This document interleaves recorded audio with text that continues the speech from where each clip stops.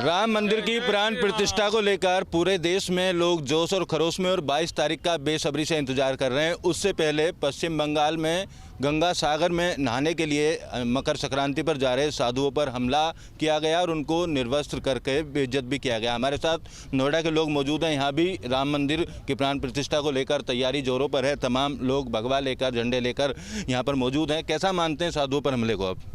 देखिए, ये तो बहुत ही गलत है। इसको मानना क्या है, ये सबको पता है गलत है। बेचारे साधु संतों को परेशान करना, ये तो बंगाल की पहले से ही परंपरा रही है और उनको बिल्कुल शर्म नहीं है। उनको तो हिंदू जाति से ही आप जानते ही हो कि उनको बहुत एलर्जी है। तो ऐसे लोगों को तो हमें लगता नहीं है कि समाज में रहना चाहिए, लेकिन पता नहीं कैसे वेस्ट बंगाल के लोग उनको झेल रहे हैं। ऐसे लोगों को तो पहले से ही भगा देना चाहिए।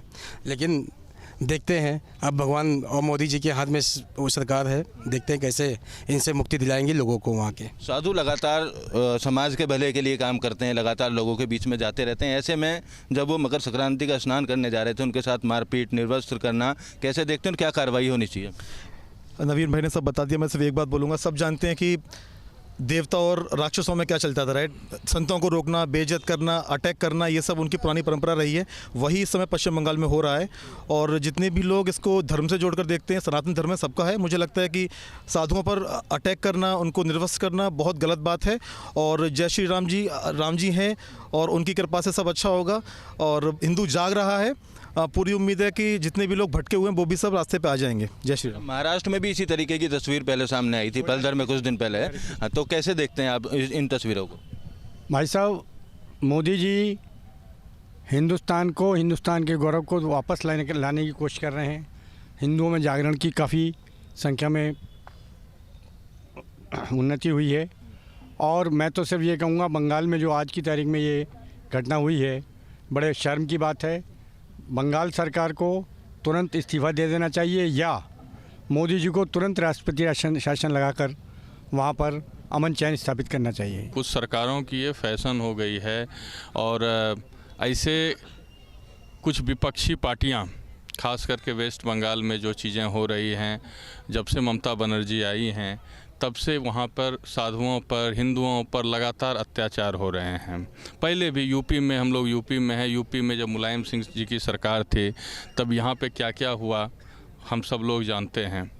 तो अब हिंदू जाग रहा है और देश बदल रहा है और तमाम ऐसे लोगों को ये सोचना चाहिए कि ये अब बहुत अधिक दिन तक चलेगा नहीं। जैसे सतयुग में दानवों के लिए रामचंद्र जी ने जन्म लेकर दानवों का नाश किया था, 22 तारीख के बाद देखिए इनका भी सर्वनाश होगा और हम सारे भाई इसमें सपोर्ट करेंगे। बिल्कुल पूरा जोश यहाँ पर लोगों में दिखाई दे रहा है, लगातार राम के नारों से गूंज रहा है। मेरे साथ कुछ महिलाएं भी मौजूद हैं। इस हमले को कैसे देखते हैं आप? देखिए, हमला वैसे तो होना नहीं चाहिए और हम ये नहीं कहेंगे हिंदू है, हिंदू जाग रहा है, हिंदू तो जागा हुआ है। लेकिन सरकार अब चाहे वो कहीं की सरकार हो, वो चाहती है देश का विकास, तो देश का विकास करना चाहिए, ना कि राजनीति करनी चाहिए। अगर साधुओं पे हमला हुआ है और साधु इस तरह से जा रहे हैं तो लगता है ममता बनर्जी को भी उनके ऊपर कार्रवाई करना चाहिए। और राम मंदिर बन रहा है और राम जी तो आ ही गए हैं, तो राम जी अपने आप ही सबका विनाश कर ही देंगे कहीं ना। बिल्कुल सबका विनाश करेंगे। आप क्या कहना चाहेंगे? आपने पूरा प्रकरण देखा होगा, अभी बात भी कर रहे हैं हम लोग। साधुओं पर हमला कितना सही मानते हैं? साधुओं को तो लोग पता नहीं कंकड़ पत्थर भी नहीं समझते हैं। हमारी जो सनातन संस्कृति है, जो संतों के बुनियाद पे ये भारत नहीं पूरा कल विश्व टिका हुआ है। साधु संतों की भक्ति जहाँ है, जहाँ ईश्वर की शक्ति, वो संतों के पास संत अपनी तपस्या करते हैं और उनको आप एक तिनका मात्र भी नहीं समझते हो। हाँ, अगर आपको चाहिए तो आप फ़ोटो खिंचवाने बगल में आ जाओगे, पर अगर कहा जाए कि धर्म का कार्य करने आ जाइए, कोई नहीं आएगा। संत अगर वहाँ गए, वहीं नहीं, बंगाल की ही बात नहीं कही जाती है, बात कही जाती है अगर धर्म की कही जाए, अगर एक संत की दृष्टि कही जाए, एक इंसानियत के नाते कही जाए, तो सीधी सी बात ये है कि संतों पे ही नहीं, किसी पे भी हमला नहीं करना चाहिए। और संत ने क्या बिगाड़ा था? वो मार्ग भटक गए थे, वहाँ मार्ग भटक गए और उन्हें एक लुटेरा और बच्चे उठाने वाला, अगवा करने वाला समझ लिया। क्या हमें बताइए, यहाँ पे कौन सा ऐसा है, कोई ऐसा होगा, पता चलेगा कि कौन पॉकेट मार है? तो क्या लगता है आपको, ये अराजक तत्व होंगे या जानबूझ के हमला कराया गया? ये तो हमारा मानना यही है कि ये तो जानबूझ के कराया गया है। ये वोट पाने का एक कूटनीति अपनाई गई है और हम ममता दीदी को अपने सोशल मीडिया के माध्यम से ये बताना चाहती हूँ कि अब आपका भी अंत बहुत ही नज़दीक है। क्योंकि हम सनातन से बिलोंग करते हैं और सनातन सबका है, सनातन सबके लिए है, राम सबके हैं, हम राम के हैं। तो मैं इसी के साथ कहती हूँ कि जो भी राम के लिए बुरा चाहेगा उसका हमेशा बुरा होता आया है और आगे भी होता आएगा। जय श्री राम, जय श्री राम। अब राम मंदिर में ज़्यादा दिन नहीं है प्राण प्रतिष्ठा में, तो क्या लगता है इसकी जलन को लेकर इस तरीके के हमले हो रहे हैं? मैं तो बस इतना कहना चाहूँगी हर हिंदू को, पिछली बार कुछ साल पहले परशुराम जी ने जन्म लिया था, सर्वनाश कर दिया। हर हिंदू को हाथ में फरसा ले लेना चाहिए। बुलडोजर तो हर राज्य में है ही। मैं तो कहती हूँ हर स्त्री को, हर पुरुष को हाथ में फरसा ले लेना चाहिए और हर किसी का सर से धड़ अलग कर देना चाहिए। उसको भी पता चले कि हिंदू के ऊपर उंगली उठाना या उसके राज्य के ऊपर बोलना या उसके स्वाभिमान के ऊपर बोलना इतना आसान नहीं है, वो भी हिंदू राज्य में, हिंदू राष्ट्र में। आप इतना सब कुछ कर रहे हैं एक संत के लिए। ये देखो, संत तुम्हें सच्ची राह दिखाता है, गलत सही बुरा अच्छा माता पिता सम्मान सिखाता है, और आप उसी के लिए अगर हमारे राज्य में होते हुए ऐसा हो रहा है, मैं तो कह रही हूँ पूरे भारत में योगी मोदी ही होने चाहिए। अगर आप कुछ अच्छा चाहते हो हिंदुस्तान का, तो मैं तो कहती हूँ हिंदुस्तान विदेश पूरे विश्व में सिर्फ योगी और मोदी ही होने चाहिए। घर घर योगी, हर घर योगी मोदी। जय श्री राम, जय श्री राम। आपको कैसा लगता है ये पूरा प्रकरण जब सामने आया तो मन में क्या भाव आए? मन में सिर्फ इतना भाव आया है कि आप त्रेता युग को याद कर लीजिए। त्रेता युग में जब राम जी आए थे उस समय रावण ने बड़ा उत्पात मचाया था, और ये सब रावण के वंशज हैं जो साधु संत और हिंदू जाति पे उंगली उठा रहे हैं। अब जितना जल्दी राम जी आए हैं ना, तो रावण तो उत्पात मचाएगा ही। रावण रूपी ये जो बैठे हैं यहाँ पे, जितने भी जिनका मुंह खुला हुआ है, मुंह फूला हुआ है, साधु को पिटवाना कटवाना, हिंदू पे उंगली उठाना, अरे तुम क्या कर ना तो तब उखाड़ पाए थे ना अब उखाड़ सकते हो। तब भी रावण मरा था और इस युग में रावण मरेगा। रानी झांसी और काली दुर्गा चंडी बनके हम जैसी स्त्रियां आएंगे और पुरुष तो पुरुष, बच्चा बच्चा तुमको नाश कर देगा। इसलिए भैया शांत रहो, सिर्फ और सिर्फ अपने तक रहो। हम कहते हैं कि कहीं मत जाओ, कुछ नहीं करना है। जितना हिंदू जाग सकता है जागे, जितनी माँ बहन जाग सकती जागे, क्योंकि एक टाइम था कि हमने, हमारे बहुत से भाइयों ने अपना बलिदान दिया इस राम मंदिर के लिए, लेकिन आज वो हिंदू नहीं है कि गोली खाएगा, आज गर्दन उड़ाएगा। मैं कहीं ना कहीं सनातन से जुड़े हर वर्ग के लोगों के दिल को जरूर ठेस पहुंची, और साफ तौर पर इनको कहना है कि जिस तरीके से राम अब अपने मंदिर में विराजमान हो रहे हैं, ऐसे में रावण उत्पात करेगा, लेकिन रावण को राम जो हैं आने के बाद उनका जिस तरीके से रावण का हर्ष हुआ था, वैसा ही ऐसे उत्पादियों का हर्ष होगा। महाराष्ट्र के पालघर साधुओं की हत्या की घटना अभी लोग भूले ही नहीं थे कि कुछ वैसी ही तस्वीर पश्चिम बंगाल के पुरुलिया जिले से सामने आई है, जहां पर यूपी के 3 साधुओं को भीड़ ने घेर करके बुरी तरह से पीटा है और बड़ी मुश्किल से उनकी जान बची है, जिसके बाद सियासी बवाल एक खड़ा हो गया है। इस मुद्दे को लेकर के बीजेपी ने आरोप लगाया है कि टीएमसी के गुंडों ने जानबूझ करके साधुओं पर हमला किया। वहीं पुलिस का कहना है कि साधु कुछ लोगों से पता पूछ रहे थे, जिसके बाद लोगों को गलतफहमी हो गई और उन्हीं के चलते भीड़ ने उनको घेर करके पीटा। हम इस वक्त प्रयागराज के संगम तट पर मौजूद हैं, जहां पर माघ मेला चल रहा है। हमारे साथ कुछ लोग हैं स्थानीय, उनसे बात करेंगे और समझेंगे कि वो इस पूरे मुद्दे को लेकर क्या सोचते हैं। आप बताएं, ये जो पूरी घटना घटी है इसको किस नज़रिए से आप देखते हैं? पहली बात तो जो हमारे साधु लोग हैं, ये मकर संक्रांति के समय गंगा सागर की तरफ जा रहे थे। यद्यपि पश्चिम बंगाल भारत का अभिन्न अंग है और रहेगा परमानेंट, लेकिन जो वहाँ का वातावरण टीएमसी सरकार ने बना दिया है, ये मूलतः नक्सलाइट और दूसरा वामपंथी और कंप्लीट हिंदुत्व के विचार हमारा राम मंदिर बन रहा है। पूरे देश में हर्षोल्लास का वातावरण है। इन लोगों ने इसमें विघ्न डालने के लिए नाना प्रकार का जहर बोने का प्रयास किया है।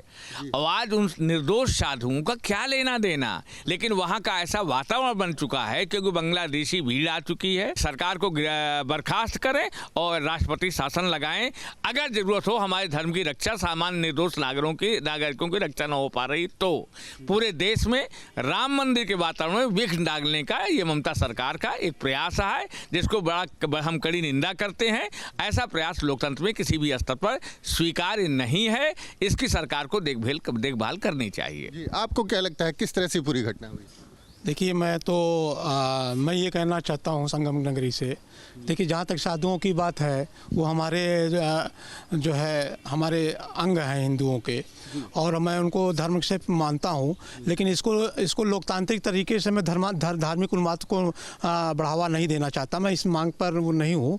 जो भी संज्ञान हमारे राज्य से रिलेटेड जो भी वहाँ पे पश्चिम बंगाल में, हालांकि हमारी यहाँ पे भारतीय जनता पार्टी के विपक्ष की सरकार है, लेकिन जो भी हम इस धार्मिक उन्माद को बढ़ावा नहीं देना चाहते, क्योंकि मेरे साधु, अब जहाँ तक मुझे जानकारी प्राप्त हुई है कि वहाँ पे वो सुरक्षित पाए गए हैं। आप कह रहे हैं कि साधुओं की रक्षा की है, साधु सुरक्षित हैं?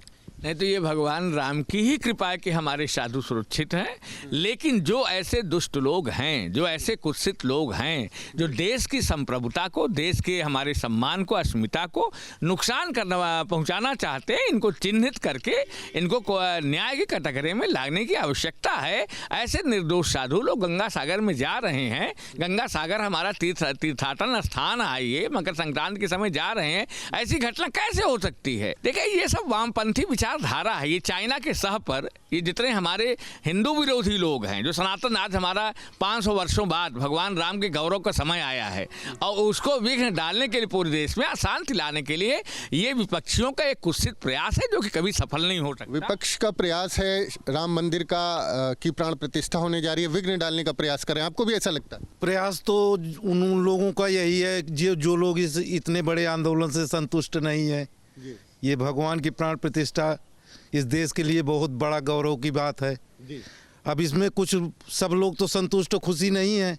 इस तरह से साधुओं पे हमला करके एक संदेश देने का प्रयास उन्होंने किया है, सनातन विरोधी कार्य करते हुए, क्योंकि ये तो यात्रा है, हमारे साधु हर वर्ष वहाँ पे जाते हैं। ये बहुत गंगा सागर पवित्र यात्रा है, तो उनके साथ ये शुरुआती आजकल की घटना है, तो जिससे वहाँ पे इसका असर पड़े और हिंदुओं को एक जो भी मैसेज वो देना चाहते हो। विपक्ष को लगता है कि जिस तरह से ये हमारी भाजपा बढ़ रही है, कहीं न कहीं जो बचे हुए लोग हैं इसमें विघ्न डाल करके तुष्टीकरण का ये प्रयास है। ये दूसरे धर्म वाले लोगों को खुश करने के लिए ये प्रायोजित एक आतंकवाद है जो कराया जा रहा है हमारे साधुओं पर। साधु कभी क्रिमिनल हो नहीं सकते, किसी कीमत पर नहीं हो सकते। तो मूलतः ऐसे जो हमारी अस्मिता 500 साल बाद लौट के आई है, तो जल करके जिनको बर्दाश्त नहीं होता इस तरह की घटनाओं को अपने आप में करवा रहे हैं, इस तरह घटनाएं करवा रहे हैं, प्रायोजित है। आपको क्या लगता है तुष्टीकरण की है ये तुष्टीकरण हिंदू विरोधी गतिविधियों को बढ़ाने का ये ममता सरकार का मेन एजेंडा है, उसी के तहत ये सब वो कर रहे हैं। महाराष्ट्र में भी इसी तरह की घटना हुई थी, पालघर में 2 साधुओं की हत्या कर दी गई थी पीट करके। तब उद्धव ठाकरे की सरकार थी वहाँ पर, जो कांग्रेस के साथ उनका तालमेल था। उद्धव सरकार की सरकार कहाँ रही, उसका कितना विरोध हुआ।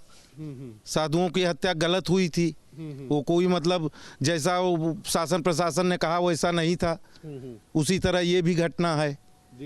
इसको भी ममता सरकार जवाबदेही बनती है उसकी। तो किस तरह से इस पूरे मामले पर कैसे जांच होनी चाहिए, किस तरह कार्रवाई होनी चाहिए? नहीं देखिए, जरा थोड़ा सा इसको हम लोग पीछे जाएंगे ना, इसके जड़ में जाएंगे, तो एक समय कांग्रेस हमारी सरकार थी जो कह रही थी कि जिस समय बन रहा था, जो एक पुल को हटाने के लिए प्रयास हुए थे राम सेतु को, तो उन्होंने कहा था कि राम सेतु मिथक है, अर्थात किसी भी तरह से राम के अस्तित्व को हमारी कांग्रेस सरकार स्वीकार नहीं कर रही थी। आज जब उद्धव सरकार आई तो वो कांग्रेस के साथ हो गई है। तो कांग्रेस की विचारधारा जो राम विरोधी है, कहीं न कहीं हमारी उद्धव सरकार भी अडॉप्ट करके ये किसी भी तरह से, जैसे कांग्रेस हिंदू आतंकवाद की बात करती है, मूलतः तुष्टीकरण के लिए, मुस्लिमों को तुष्टीकरण करने के लिए कांग्रेस आतंकवाद की बात करती है कि जिससे कि हिंदू भी उसी कटघरे में आ जाएं। सेम कांग्रेस का साथ पाकर के ममता बनर्जी भी इंडिया गठबंधन बन रहा है, ये भी सेम कांग्रेस की राह पर चल चुके हैं। और ये तुष्टीकरण के लिए हमारे निर्दोष, इतनी बड़ी जांचें हुई, साध्वी प्रज्ञा आई, निर्दोष साबित हो गई। कैसे हो गया? हिंदू आतंकवाद कहां से आ गया? आप कह रहे हैं कि इंडिया गठबंधन में जितने पार्टनर हैं सब सनातन विरोधी हैं और उसी के तहत इस तरह की जो घटनाएं हो रही हैं? नहीं, ऐसा नहीं है कि सभी सनातन विरोधी हैं। उसमें सभी लोग सनातन विरोधी तो नहीं हो सकते, लेकिन हाँ, उनका एजेंडा मूल रूप से चलाने वाले जो लोग हैं इंडिया गठबंधन में, वो सब सनातन विरोधी ही एजेंडा को प्रोत्साहन देने वाले हैं। तो इस तरह की घटना बढ़ेंगी क्या अभी आपको लगता है? ना, ऐसा कुछ नहीं है कि ऐसी घटना बढ़ेंगी। घटनाएं होती हैं, इधर उधर की घटना, उसके कई रूप में लोग ले लेते हैं।